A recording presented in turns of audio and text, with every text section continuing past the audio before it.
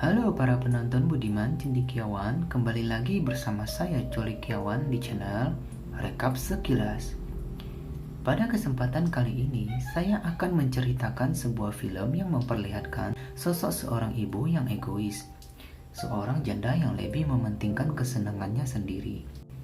1, 2, 3, 4, 5. Cerita dimulai dari seorang anak kecil yang bernama Susei, yang mempunyai seorang ibu tak bertanggung jawab bernama Akiko. Sosok seorang ibu yang egois dan tidak mempedulikan anaknya. Alih-alih mencari kerja, ia malah lebih sering berjudi dan mabuk-mabukan. Akiko sering meminjam uang kepada kedua orang tuanya, bahkan kepada adik perempuannya juga. Suatu hari, Akiko tidak diberikan uang oleh orang tuanya. Ia malah menyalahkan adiknya yang bernama Kak Ade, menghabiskan uang orang tuanya untuk kuliah, dan memarahi adiknya dengan kata-kata kasar. Sang ibu hanya bisa berdiam diri karena sudah tahu sifatnya dan membiarkannya ngamuk sesuka hati. Suatu hari, Akiko dan Susei pergi ke sebuah tempat permainan dan bertemu dengan seorang lelaki bernama Ryo Kawata. Akiko lalu mengajak Ryo ke rumahnya, dan mereka bermesraan di rumah tersebut.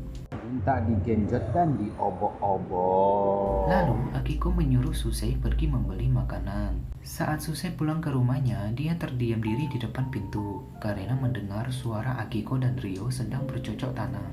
Keesokan harinya, Akiko menitipkan Susei kepada Ujita, seorang petugas dinas sosial. Ujita yang dirayu dengan kue apem Akiko akhirnya bersedia menerima Susei. Akan tetapi, Ujita membiarkan Susei sendirian dan memberikan banyak mie instan selama Akiko tidak di rumah. Sedangkan Akiko malah bermabuk-mabukan dengan Ryo dan teman-temannya. Susei hanya bisa makan mie mentah selama ditinggal sendirian. Setelah beberapa hari, Akiko meneleponnya dan bilang padanya bahwa dia akan segera pulang. Pada saat Akiko sampai di rumahnya, kondisi rumah gelap gulita karena tidak bayar tagihan listrik. Susei protes kepada Akiko kenapa harus pergi lama, sedangkan dia di rumah sendirian. Mengetahui Ujita menelantarkan anaknya, Akiko lalu membuat rencana bersama Ryo untuk memeras Ujita. Mereka mengajaknya ke sebuah restoran dan menuduh Ujita dengan drama yang mereka buat-buat. Susei yang tidak tahu apa-apa hanya bisa mengiyakan. Ujita mencoba membela diri dan terjadi keributan di depan semua orang. Dan Akiko mengancam akan melaporkannya. Permasalahan belum selesai, Ujita lalu mengajak mereka berunding di rumahnya. Di mana di sini Ryo memaksa Ujita membayar tuntutan mereka untuk berdamai. Ujita lalu naik ke atas ke kamarnya, Ryo menyusulnya dan ikut naik ke atas. Terjadi keributan dan Akiko menyusul untuk memeriksanya. Dan melihat Ujita tak sengaja tertusuk pisau oleh Ryo. Mereka lalu melarikan diri membawa Susei pergi ikut dengannya. Mereka bersembunyi di kampung halaman Ryo. Dan di sini Ryo harus bertanggung jawab memenuhi kebutuhan hidup mereka bertiga. Suatu hari Akiko mendapatkan informasi dan ibunya mengatakan Ujita masih hidup. Akiko dengan semangat memberitahu kabar gembira itu kepada Ryo. Namun sebelum pergi, Ryo mencuri banyak uang lalu menginap dan tinggal di hotel cinta. Saat mulai kehabisan uang, akan tetapi penginapan harus dibayar. Akiko lalu menggoda salah satu atasan yang bekerja di hotel itu, yang bernama Keiichi Akagawa. Setelah berbincang sebentar, Akiko kembali ke kamar. Suatu hari, Akiko membawa Susei bertemu dengan ayahnya. Melihat putranya dalam kondisi yang menyedihkan, ayahnya meminta Susei ikut bersamanya. Akan tetapi, bocah itu bersikeras ingin tinggal sama ibunya. Menerima keputusan Susei sebelum pergi, sang ayah memberi segepok uang kepadanya. Akiko juga membawa Susei ke rumah bibinya untuk meminta uang. Sang adik yang kesal menghampiri Akiko dan menamparnya. Lalu melemparkan uang ke arahnya dan memutuskan hubungan dengan sang kakak. Di sisi lain, hubungan dengan sang gebetan Ryo semakin memburuk ketika Ryo mengetahui bahwa Akiko sedang hamil dan menuduhnya selingkuh, lalu menyuruhnya untuk menggugurkan bayi itu. Namun Akiko menolaknya dan Ryo pergi meninggalkannya. Mendengar keributan di kamar Akiko, Akigawa yang merupakan pengurus hotel masuk ke kamar Akiko. Kemudian Akiko merayu Akigawa dengan bercocok tanam dengannya, supaya bisa tetap tinggal di sana. Tapi Akagawa hanya memberikan sebuah tenda di atap hotel untuk mereka. Di dalam tenda, Akiko terus mengomel dan marah-marah tak jelas. Lalu Akiko membawa Susei untuk bertemu dengan neneknya dan menyuruh sang anak memberitahu neneknya bahwa ia sedang hamil. Akan tetapi, neneknya menjadi marah dan tak mengakuinya. 5 tahun berlalu, Akiko melahirkan seorang anak perempuan yang diberi nama Fuyuka. Tapi kondisinya sangat buruk, mereka harus menjadi gelandangan dan tidur di jembatan. Suatu hari, ada petugas dinas sosial menemukan mereka yang bernama Ayah dan membawa Akiko cek kondisi kesehatan. Ayah bertanya, mengapa ia menolak bantuan dari dinas sosial. Akiko yang kehilangan kesabarannya dan mengatakan akan melakukan apa yang ia inginkan. Tapi dia diperingatkan kembali bahwa jika dia terus seperti ini, dia bisa kehilangan hak asuh anak-anaknya. Akhirnya Akiko menerima bantuan dari pihak dinas sosial dan mereka diberi tempat tinggal dan juga mendaftarkan kedua anaknya untuk bersekolah. Suatu hari Rio tiba-tiba muncul dan mengatakan sudah mencari mereka selama ini dan sangat senang melihat Akiko. Akiko yang tidak senang melihatnya mencoba untuk mengusirnya. Akan tetapi dia tetap ingin bertahan di tempat itu. Akiko akhirnya menerima dia dan suatu hari Rio memukul Akiko karena terciduk menggoda lelaki lain. Melihat kekerasan kedua orang itu, pekerja sosial lalu membawa anak-anak pergi ke restoran, di mana dia memberitahu mereka tentang masa lalu kecilnya. Dia menceritakan bahwa dia dibesarkan di panti asuhan dan sering dibully. Dia juga memberitahu bahwa mereka berdua bisa membuat pilihan untuk tinggal berpisah dengan ibunya. Kembali pada Akiko yang menyuruh anak-anaknya bolos sekolah. Namun, ayah datang dan membawakan buku untuk mereka. Tapi aksi itu membuat Akiko kesal dan membuang buku-buku itu.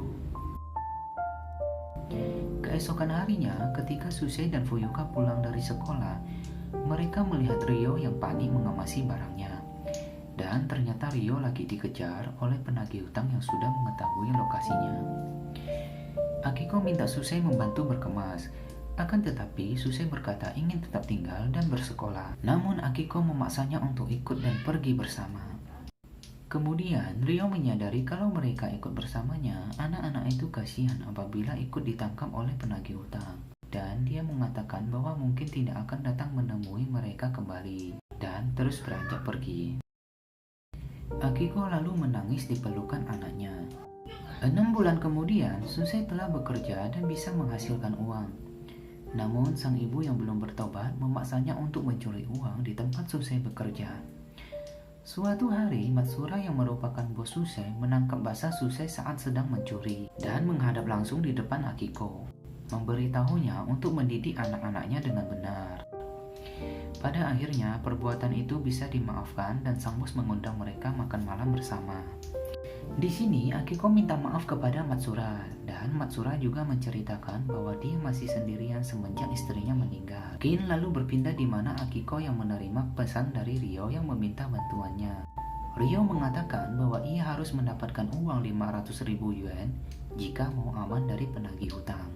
Namun Akiko mengabaikannya dan kembali kepada Matsura. Mereka lalu bercocok tanam di kantor. Saat Matsura pergi, Akiko mencuri kunci berangkasnya dan menyuruh Susei mencuri uang lagi untuk menyelamatkan Rio. Namun, uangnya masih belum cukup dan memutuskan untuk menyimpannya. Lalu mereka melarikan diri dari Matsura. Di sini, mereka kembali kehabisan uang dan kembali menjadi gelandangan. Akiko mulai kehilangan akal sehatnya dan berencana membunuh ibunya untuk mengambil uangnya. Susei yang merasa serba salah ingin menolaknya, tapi Akiko mengingatkannya bahwa adik perempuannya bisa mati kelaparan. Dan akhirnya Susei mengikuti rencana sang ibu. Singkat cerita, Fuyuka dan Akiko menunggu di taman, sementara Susei pergi untuk menemui target mereka. Sang nenek awalnya tidak mengenali Susei yang sudah dewasa. Setelah berbicara dengannya, sang nenek akhirnya mengingatnya. Susei juga menceritakan adik perempuannya. Sikap nenek dan kakek juga sudah lebih baik dibanding dulu.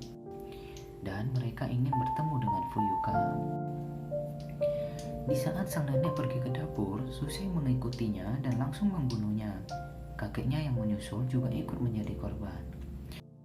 Setelah misinya selesai, Susei kembali bertemu ibunya.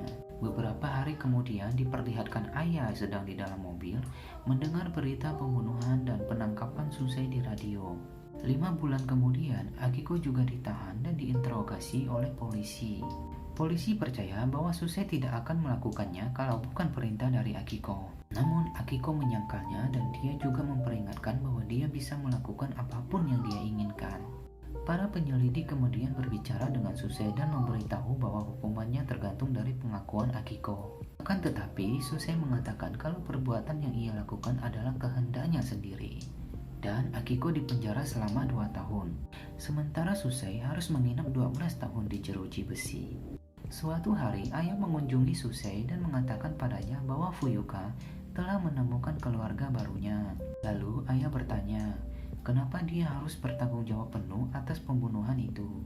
Susei lalu mengatakan kepadanya bahwa lebih baik di penjara daripada harus di luar karena bisa makan teratur dan membaca buku sebanyak yang ia inginkan.